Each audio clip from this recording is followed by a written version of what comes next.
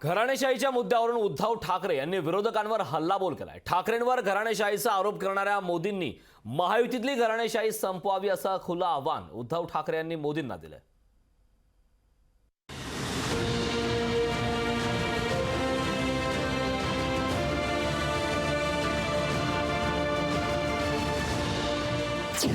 घराणेशाहीवरून उद्धव ठाकरेंचा घणाघात।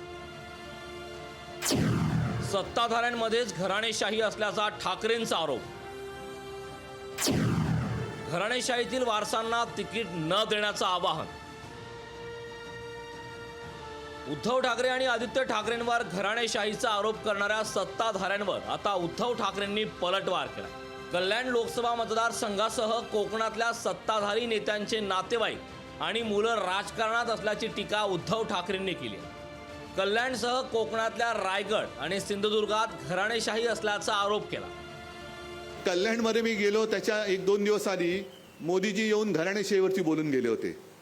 घराणेशाही, मी कल्याणमध्ये दुसऱ्याशी गेलो, म्हटलं घराणेशाहीचा विरोध आहेच, पण कल्याणमध्ये आणि योगायोगाने इकडे सुद्धा आणि पलीकडे कोकणात सुद्धा घराणेशाहीच नाही तर गद्दारांची घराणेशाही आहे, गद्दार घराणेशाही।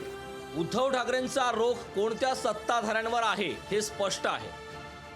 मोदी जर घराणेशाहीबाबत बोलत असतील तर त्यांनी या घराणेशाहीचे पाईक असलेल्या नेत्यांना आगामी निवडणुकीत उमेदवारी देऊ नये अशी मागणी ठाकरेंनी केली। मोदींच्या भाषेत म्हणजे आता मग जे काही खासदार निवडून गेलेत आणि पालकमंत्री आहेत त्यांना भाजपने जाहीर करावं, आम्ही तिकीट देणार नाही कारण ही घराणेशाही आम्ही इकडेच बंद करणार।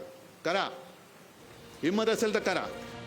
उद्धव ठाकरेंनी घराणेशाही आणि गद्दारीचा मुद्दा पुढे करून लोकभावनेला हात घालण्याचा प्रयत्न केलाय। उद्धव ठाकरेंना घराणेशाहीच्या मुद्द्यावर कोकणात सहानुभूती मिळते की या मुद्द्याचा बूमरँग होतो ते आगामी निवडणुकीत स्पष्ट होणार आहे।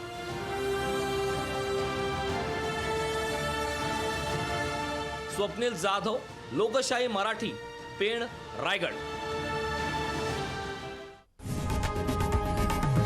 लोकशाही मराठी ऐका, पहा, जागरूक रहा।